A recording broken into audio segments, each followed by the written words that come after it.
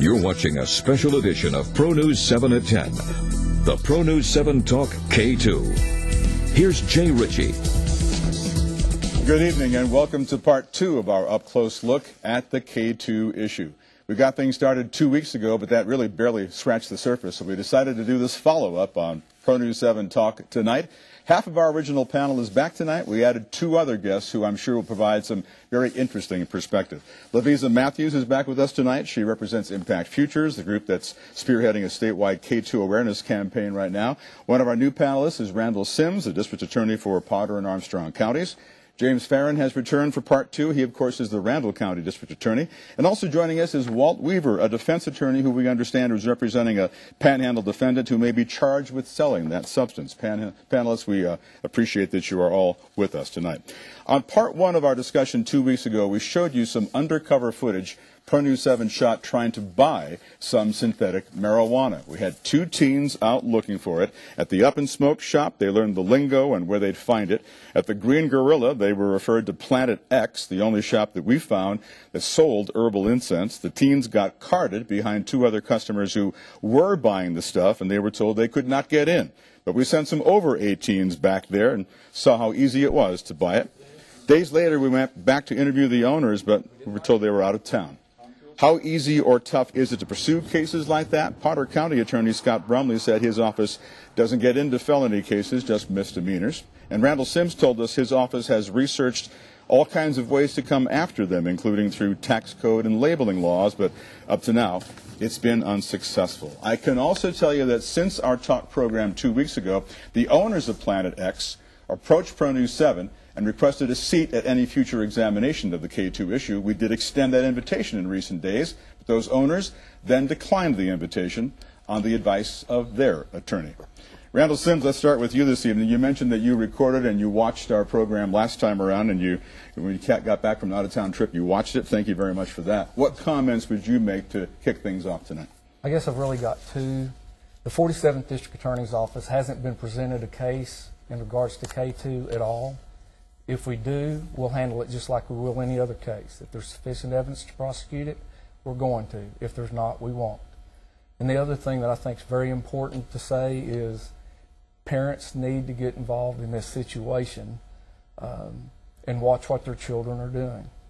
Walt Weaver, you're an interesting person as far as this panel is concerned. You have been a prosecutor before, and now you're a defense attorney. What perspective do you want to offer right at the top in our program tonight? Well, I think as interesting as this problem is, and it's a bad problem, is why is it occurring? In that, who is the target audience? These aren't 70-year-olds, these aren't 60-year-olds, these are young kids and young adults. And we've had a lot of collateral impacts on these laws. If you possess marijuana or you get a DWI or you have tobacco, it's not just the criminal punishment, there's the collateral, a loss of license. You're kicked out of school, you can't be on a football team. You can't have a college scholarship. So these products are being created to address maybe the over-criminalization or the over-punishment of certain minor issues. You have a minor problem which leads to a lethal mistake. Mm-hmm. James Farron, one of the comments we got from Facebook, just a very generic question from Michelle. I want to know what you all are doing to get rid of this. And I think you addressed some of those issues the first time around, but how would you address that and some of the things that we've talked about so far tonight? Well, we're doing the same thing that we're doing in reference to heroin, methamphetamine, and all other dangerous drugs. There are laws on the books that allow us to file charges and prosecute, and they carry penalties up to life in prison. And so in Randall County, we filed 3 cases, and we're prepared to go to trial and prosecute those cases. Lavisa, maybe a follow-up from Impact Futures on what's going on in Austin, what's happening with your efforts lately. I do know that they are having a reading on the two House bills that have been introduced tomorrow. So that's pretty good. We're excited about that. And the language in it is really going to be more effective. It's not just going to cover different chemicals, but it talks about a cannabinoid agent. So anything that is affecting the CB1 receptors in your brain, which is the same place that THC goes to, then that is illegal. To address the seriousness of the issue, James on Twitter had a question. How many K2 victims in their 20s, in their age 20s, are now in nursing homes? Do you have some kind of factual basis for that? I do know that there was a study, 16 boys, they all had to go through dialysis because of the effects of smoking the K2 spice stuff, and 6 of them are on permanent dialysis. They won't ever be off. It's destroyed their kidneys.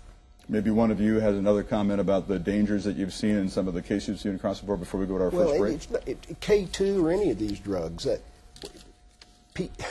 people go out and buy this stuff and put it in their bodies, and they have no idea what is in these chemicals, these plants. They're not getting it at Walgreens. There's not a warning label. The FDA hasn't checked into it. There could be anything in this stuff, and they smoke it, inject it, eat it. It's insane. And we hope awareness will answer some of those questions and make it more clear for these people. To our first break we go right now. Back with more from our Pronews 7 Talk program right after these messages.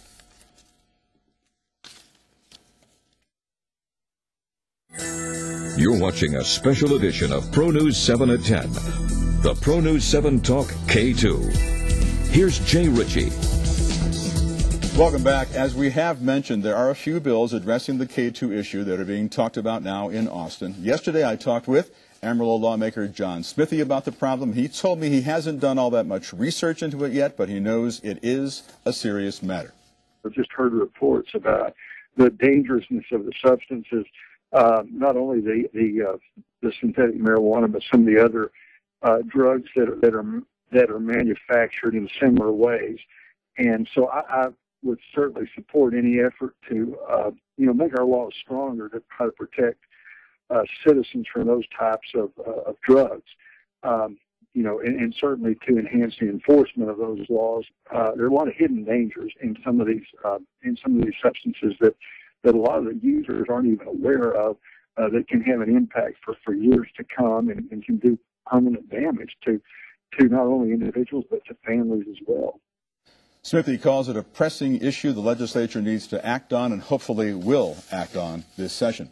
State Representative for Price sent us a statement on K2 via email. He says, I am concerned by the increasing number of tragedies occurring as a result of the sale and consumption of dangerous synthetic drugs. He continues, my office continues to work with leaders in the Panhandle on this issue, and I support the efforts of parents, concerned citizens, and law enforcement officials who've worked tirelessly to increase awareness, prevention, and action against the sale and consumption of these dangerous drugs. And he concludes, I look forward to working with lawmakers to pass legislation to ban these manufactured drugs and hold criminally accountable those who sell or distribute them. Jeremy and Angie panel on Facebook have similar questions. Jeremy says, when this has gotten to epidemic proportions, when will it be taken seriously and will laws then be in place to curb it? They've stopped texting while driving because of all the carnage it's produced. Why the wait on something classified in the same category? And Angie says, I want to know why Amarillo has not banned this stuff like Borger and Lubbock have done. It's just ridiculous. Instead of more intersection cameras, maybe the city should focus on real issues and problems at hand. Walt Weaver, the defense attorney, your take on the steps to get tougher laws put in place here. Well, I was a chemist before I was a lawyer, and I can tell you right now that the legislature can chase the chemists, the creators of these drugs, as long as they want. They're always going to be behind the curve. And I'm going to reiterate my first point. You need to understand, why are they marketing this? And I think if you go back to the draconian punishments of just the little mistakes of alcohol, tobacco, and marijuana, you'll avoid the whole problem at all. James Farron, and you made a point last time around that we have laws in place right now that will work. You still have that same opinion? Absolutely, and Walt and I will just have to agree to disagree. I don't think it matters how many times they tweak the chemical. The way the statute's written, if it affects the receptors that are involved with cannabis in the brain, then it is in violation. You can tweak it all you want. If it doesn't affect those receptors, then smoke it all you want. I don't know why you would, since it doesn't give you the high you want. But if it affects the receptors that are involved with cannabis, it's illegal, it's a violation. Those laws have been on the books since 2011. Randall Sims, you were in Austin the last several days. I think you're hearing from other counties that they're having the same kind of difficulties? Well, Harris County specifically is pushing those 3 bills, and there is legislation in place already for possession and delivery cases. Law enforcement's got to do that investigation, then bring it to prosecution offices. We don't go out and do the investigations, and that's what caused myself to take on the obligation of trying to find white collar or some other way to try to keep them from being able to sell it at all to begin with, and that's my comments from previously, what that was about. And Lovíza, you came before a lot of these city councils. You are happy with the way Amarillo handled it. They do want the state to take care of it. So your explanation of why Amarillo is not passing something is what? I'm glad we don't have an ordinance, and at first that's what we were fighting for. And then once that was explained to me, there's already a law out there, and it covers everything. So if you do an ordinance, you're really going backwards. So they did a resolution, and it uses really strong language. We spoke with Smitty, we spoke at Four Price's office, and we got their support, and I think we got it because of the resolution.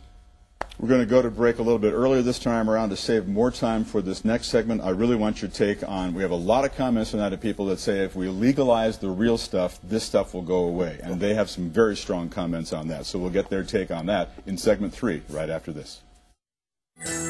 You're watching a special edition of Pronews 7 at 10, the Pronews 7 Talk K2. Here's Jay Ritchie. Welcome back, panel. As promised, the legalization questions. We're getting a lot of them, at least 4 or 5. I'll give you the 3 that I've got in my hand. Clinton on Facebook says, just make the real stuff legal and this fake, dangerous stuff will go away. Phil on Facebook says, the stuff that's out there now is strictly poison. They should legalize real marijuana to keep kids from dying off this stuff. And Patrick on Facebook says, I would ask, what's the hold up on legalizing the real deal? Synthetics exist because of things like this. Lovíza, you do a lot of this drug research day in, day out. Tackle that subject. This is going to make me probably even more unpopular, but I grew up with a stepdad who he actually grew it in our little garage area, and he couldn't hold a job because he was always distracted. So I have personal experience knowing it's not a good thing. So anyway, yeah, long story. But. Yeah. Randall Sims, this seems like a non sequitur here. What do you think? All the substances are in one way or another very bad for your body and have bad results. It's the bottom line. 1993, drug laws before that were a lot tougher. 93, the state jail felonies came into existence, and quite frankly, a lot of drug cases, marijuana and a lot of the hard drugs also, cocaine, heroin, all got their punishment levels reduced significantly from what they were before. But the bottom line is, any foreign substance you put in your body, that's just not a good idea, period. James, I think you said you came armed with some facts and figures on this one this time around. Well, one of the arguments that's being made is, gee, no one's ever gotten sick or hurt or died from marijuana because it's the magic rainbow drug that doesn't hurt anybody. That is a lie. That is just simply not true. Now, there are a million websites out on the internet you can go to that will tell you nobody's ever been hurt or died from marijuana, and every one of them are websites designed to support the legalization of marijuana. The Drug Abuse Warning Network, just as one example, lists in 2002 157 people that died as a result of marijuana and marijuana only. 2 of those people, according to this research, died from an overdose effect of the marijuana. Now, there's plenty of sites that tell you that's never happened, but there are other sites that tell you that it has. It's just a myth to sell their product. It alters your perception of reality, and if it doesn't, why are you smoking it in the first place? And Walt, defense attorney, is that question defensible? Can we work with that? Well, I think what you can operate under is too much of anything's bad for you. James cites 2 whole cases. If you believe it, they died of overdose of marijuana.